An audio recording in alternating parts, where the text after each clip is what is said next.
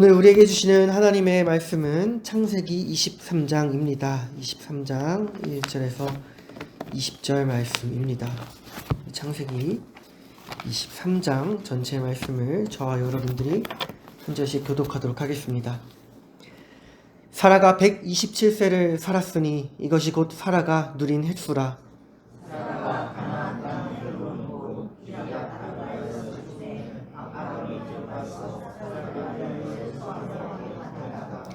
그 시신 앞에서 일어나 나가서 헷 족속에게 말하여 이르되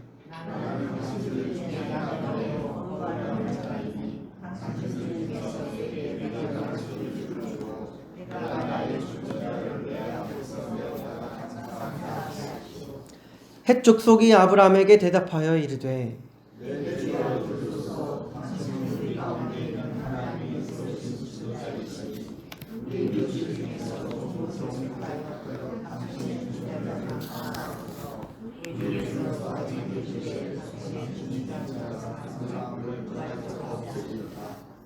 아브라함이 일어나 그 땅 주민 헷 족속을 향하여 몸을 굽히고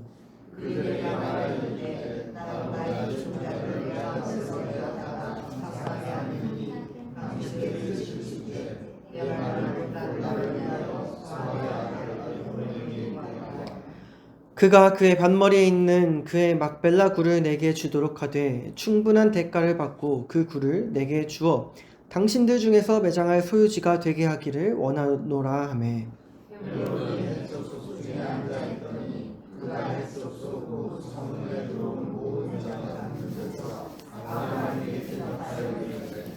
내 주여 그리마시고 내 말을 들으소서. 내가 그 밭을 당신에게 드리고 그 속의 굴도 내가 당신에게 드리되 내가 내 동족 앞에서 당신에게 드리오니 당신의 죽은 자를 장사하소서.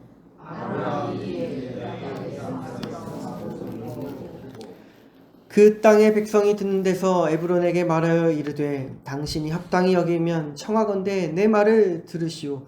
내가 그 밭값을 당신에게 주리니 당신은 내게서 받으시오. 내가 나의 죽은 자를 거기 장사하겠노라. 내 주여 내 말을 들으소서. 땅값은 은 400세겔이나 그것이 나와 당신 사이에 무슨 문제가 되리이까. 당신의 죽은 자를 장사하소서.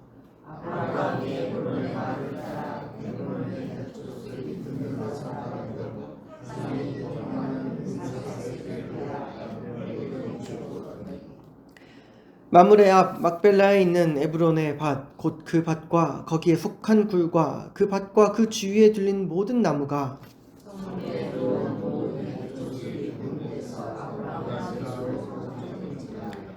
그 후에 아브라함이 그 아내 사라를 가나안 땅 마므레 앞 막벨라 밭굴에 장사하였더라. 마므레는 곧 헤브론이라. 이와 같이 그 앞과 거기에 속한 굴이 헷 족속으로부터 아브라함이 매장할 소유지로 확정되었더라. 네. 우리 지금 전쟁과 갈등이 벌어지고 있는 안타까운 세계 정세를 보면서 문득 우리나라도 그것이 결코 먼 나라 이야기가 아니었다라는 것을 다시금 깨닫게 됩니다. 우리 역시도 전쟁을 멈추어 두었을 뿐이지 엄연히 전쟁이 끝나지 않은 휴전 국가라는 것이 다시금 떠오르게 되는 것입니다. 우리 휴전이라는 중요한 사건, 그 전환점이 가져다 준 이 수십 년간의 안정감 때문에 여전히 우리가 종전을 기다리고 있다라는 중요한 사실을 잘 떠올리지 못하게 되는 것입니다. 우리 성경을 보면서 아브라함의 이야기를 따라갈 때에도 우리 좀 비슷할 때가 있습니다. 아브라함에게 중요한 사건이 있었죠. 아브라함에게 이삭의 탄생이라는 중요한 사건이 있었습니다. 그런데 이 중요한 사건, 그동안이 풀리지 않던 갈등이 해결되는 그런 이야기를 통해서 독자에게 주는 어떠한 해소감과 안정감 때문에 여전히 우리 독자들은 아브라함이 하나님의 약속을 기다리고 있다라는, 여전히 그 약속을 기다리고 있는 사람이다라는 중요한 사실을 잘 떠올리지 못하게 될 때가 있습니다. 물론 그만큼 이삭의 탄생은 아브라함에게 아주 중요한 사건입니다. 하나님께서 아브라함에게 주셨던 그 약속이 드디어 가시적으로 성취되는 순간이었기 때문입니다. 하나님께서 오래전에 아브라함에게 약속을 주셨지요. 내가 너로 큰 민족을 이룰 것이다. 내가 장차 너의 자손들이 하늘의 별처럼 많아져서 민족을 이루게 하리라 라고 아브라함에게 약속을 주셨었습니다. 그런데 오랜 세월 수십 년 동안 그 약속은 하나도 이루어지지 않는 것처럼 보였습니다. 또한 이루어질 수도 없어 보였습니다. 그런데 하나님께서는 마침내 그 약속했던 대로 사라를 통해 이삭을 낳게 하셨습니다. 정말 아브라함은 믿음과 인내로 그 약속이 성취되는 은혜, 이삭이라는 은혜를 누리게 되었던 것입니다. 그런데 이런 큰 사건, 이삭의 탄생이라는 큰 약속이 이루어진 그런 전환점 때문에 우리가 간과할 수 있는 것은 아브라함에게 처음 주셨던 그 하나님의 약속은 여전히 지금도 이루어지고 있는 중이라는 것입니다. 여전히 그 약속을 기다리고 있다는 것입니다. 이삭의 탄생으로 인해서 아브라함의 삶에 많은 것이 이루어진 것 같지만 하나님이 약속하셨던 그 성취의 역사, 하나님이 약속하셨던 그 놀라운 은혜의 역사는 사실 이제 시작일 뿐이었습니다. 수많은 자손으로 민족을 이루게 하리라 하셨던 그 약속에서 이삭은 이제야 그 민족 중에 첫 번째로 주신 자손이었습니다. 그리고 또 하나님께서는 약속하시기를 그 민족을 이룰 땅 역시도 너에게 주리라 라고 하셨었습니다. 그런데 오늘 본문 상황에서 아직도 아브라함은 어떠한 땅도 그의 소유로 두고 있지 못했습니다. 그러니까 아브라함의 삶은 큰 은혜, 이삭이라는 큰 은혜, 그리고 지금까지 인도하신 큰 은혜를 입었기는 하지만 여전히 하나님 예비해 두신 놀라운 그 뜻이 이루어지기를 여전히 기다리는 그런 삶이었던 것입니다. 여러분, 우리의 삶도 마찬가지입니다. 우리의 삶도 주님 만나는 은혜, 주님 믿는 은혜, 그리고 지금까지 인도하신 그런 은혜를 누렸습니다. 우리 삶의 크고 작은 일들로 많은 은혜를 지금도 누리고 있습니다. 하지만 우리의 삶도 마찬가지로 아브라함처럼 앞으로 주실 더 큰 은혜, 하나님이 약속하셨던 더 큰 은혜를 기대하는 삶이 바로 우리의 삶입니다. 우리가 다 알 수 없는 하나님의 뜻과 다 알 수 없는 하나님의 일하심으로 이 땅에 하나님의 나라가 이루어지고 나를 통해 하나님의 뜻을 이루시고 영생과 천국을 주실 그런 큰 은혜를 기대하고 소망하는 삶이 바로 우리의 삶입니다. 그래서 그러한 우리도 역시 오늘 본문의 아브라함을 들여다본다면 그 약속을 믿는 삶을 어떻게 살아가야 할 것인지를 생각해 볼 수 있습니다. 우리 오늘 본문은 어떤 내용이냐 하면 아브라함이 아내 사라의 장례를 치르면서 이 사라를 매장할 땅을 아브라함이 살던 그 지역의 원주민인 헷 족속과 거래하는 내용입니다. 우리 이 내용을 통해서 아브라함의 삶을 들여다보면 이렇습니다. 아브라함은 그 삶의 중심이 바로 하나님의 약속에 초점이 맞추어져 있었습니다. 그렇기 때문에 아브라함은 오늘 그 자신을 스스로를 소개하기를 나그네라고 소개합니다. 그는 지금 아내 사라의 장례를 치르면서 우리 3절부터 그 매장지를 구하기 위해서 아브라함이 지금 머물던 헤브론 땅의 민족인 헷 족속에게 찾아가서 땅을 구하며 말하기를 그 자신을 나그네요, 거류하는 자다라고 소개합니다. 그가 그 스스로를 나그네라고 말한 이유는 자신이 지금 헷 족속 땅에 살고 있기는 하지만 아브라함에게는 아직 그 땅의 소유권이 없었기 때문입니다. 소유권이 없이 머물러 살고 있었기 때문입니다. 그렇기 때문에 아브라함은 겸손하게 자신을 낮춰서 나그네라고 표현을 했습니다. 그런데 우리 이 뜻 가운데에 좀 담긴 의미를 한번 들여다보았으면 좋겠습니다. 아브라함은 사실 지금까지의 행적과 이 말씀을 보면은 사실 그렇게까지 겸손하게 자신을 낮출 정도로 가진 것이 전혀 없는 그런 사람은 전혀 아니었습니다. 아니, 오히려 아브라함은 가진 것이 많은 사람이었습니다. 우리 이전의 창세기 9절들을 보면서 아브라함의 인생을 돌아볼 때 아브라함은 부유했습니다. 그리고 아브라함이 이끌던 그 무리 역시도 규모가 상당했습니다. 이미 일찍부터 아브라함에게는 가축과 은이 풍부했고요. 거느리는 종들 역시도 굉장히 많았습니다.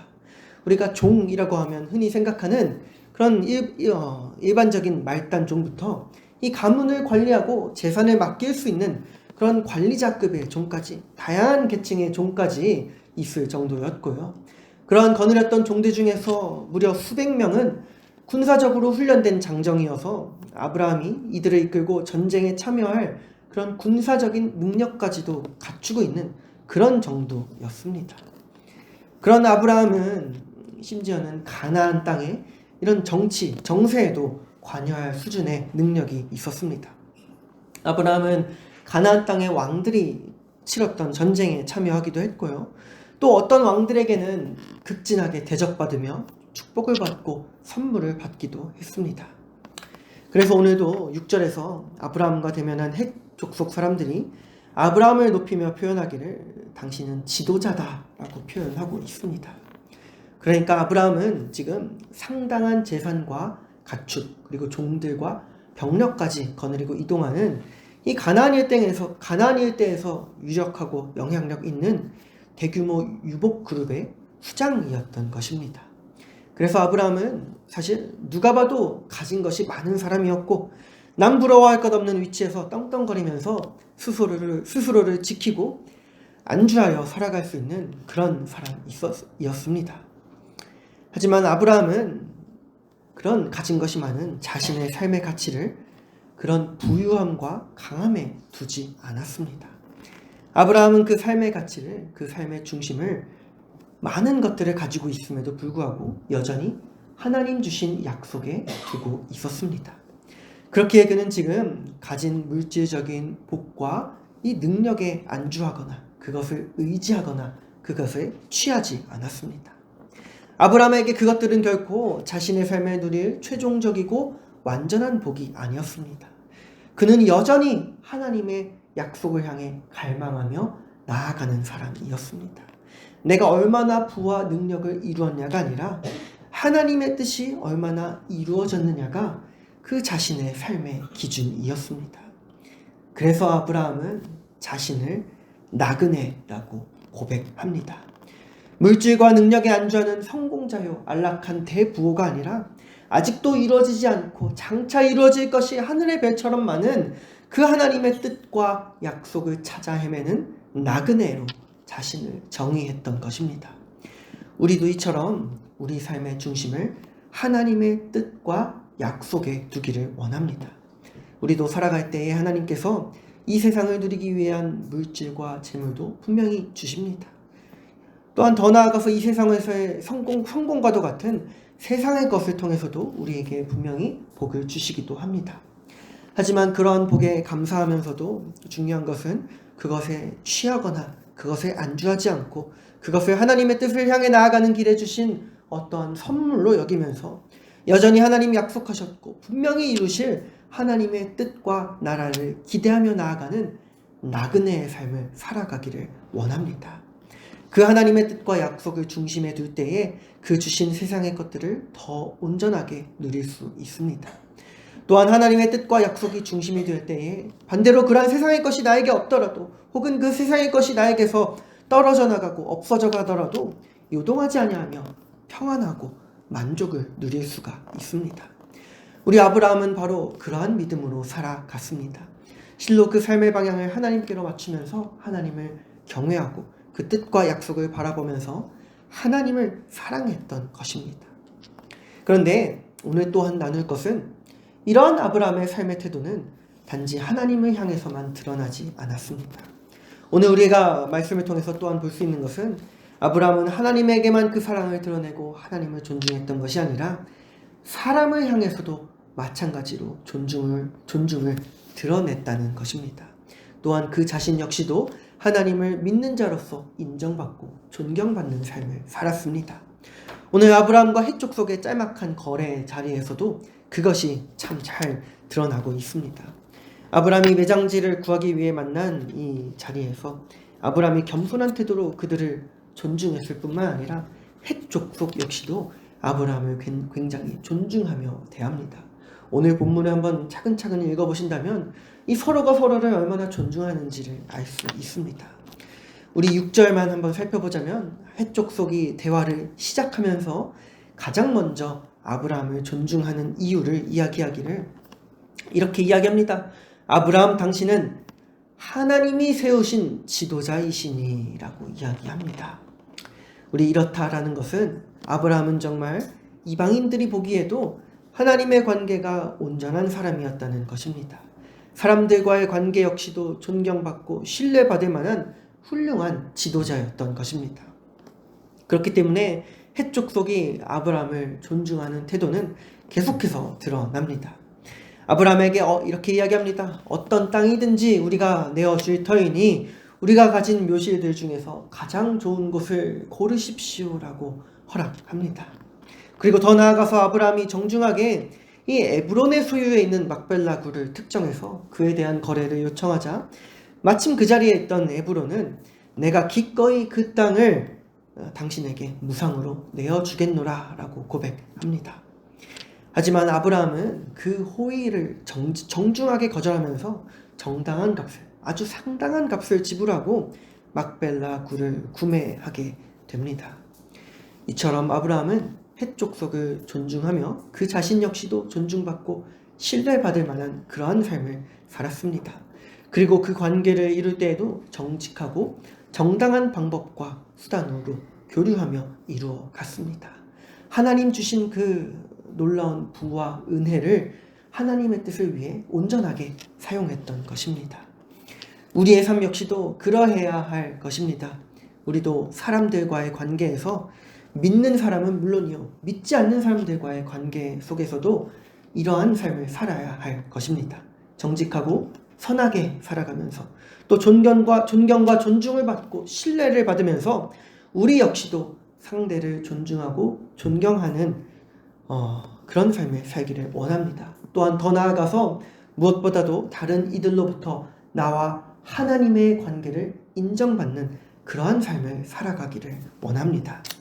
우리의 삶과 인격이 이렇게 다른 이들에게 존경받고 신뢰받을 때에 마태복음의 말씀처럼 하나님 역시 영광을 받으실 것입니다. 우리 마태복음 5장 16절의 말씀처럼 우리의 행실을 통해서 하나님께서 영광을 받으실 것입니다.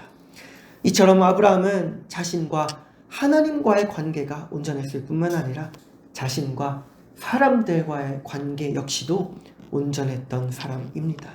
아브라함은 정말로 이 구약의 명령처럼 하나님을 사랑하고 이웃을 사랑했던 것이고 또 예수님의 말씀처럼 내가 너희를 사랑했던 것처럼 너희도 서로 사랑하라 한 그 말씀대로 살아갔던 사람입니다. 또 무엇보다도 아브라함에게 처음 나타나셔서 명하셨던 대로 내가 너에게 복을 주리니 너 역시도 가서 다른 이들에게 복이 될지라 하신 그 명령에 충실하게 살아갔던 것입니다. 하나님께서는 그런 아브라함을 통해서 오늘도 그 뜻을 한 걸음 더 이루셨습니다. 오늘 헷 족속과의 만남을 통해서 아브라함에게 처음으로 이 가나안 땅에 정당하고 합법적인 소유지가 생겼습니다. 이 땅을 너에게 주어 민족을 이루리라 약속하신 그 놀라운 뜻이 오늘도 한 걸음 이루어진 것입니다. 이 역사가 우리에게도 있기를 원합니다. 오늘 우리도 하나님과의 관계와 그리고 사람들과의 관계를 온전히 만들어가길 원합니다. 그런 과정을 통해서 우리를 통해 이루시는 하나님의 놀라운 뜻과 은혜를 이루는 우리 거룩한 백성 되기를, 그러한 하루 되기를 간절히 소망합니다. 기도하겠습니다. 하나님 아버지 감사합니다. 우리도 아브라함에게 하셨던 것처럼 우리를 주의 백성 삼아주시고 복을 가득 주심에 감사드립니다. 우리는 그 구원하심을 힘입고 하나님의 나라를 누리며 살아가는 거룩한 백성임을 믿습니다. 그러한 우리의 삶을 우리도 아브라함처럼 살아가겠습니다. 우리의 삶의 중심을 하나님의 뜻과 약속에 두겠습니다. 세상의 다른 것이 우선되기보다 하나님의 약속을 먼저 따르겠습니다. 죄와 악한 것을 따르기보다 하나님의 뜻이 이루어지기를 소망하겠습니다. 또한 이렇게 하나님을 사랑하듯 이 세상과 사람들 역시도 사랑하며 존중하며 나아가겠습니다. 선하고 의롭게 살아가며 존중하고 도우며 살겠습니다. 나를 사랑하시는 주님을 나를 통해 드러내며 살아가겠습니다. 그렇게 살아갈 수 있도록 오늘도 성령 충만함으로 도와주시옵소서.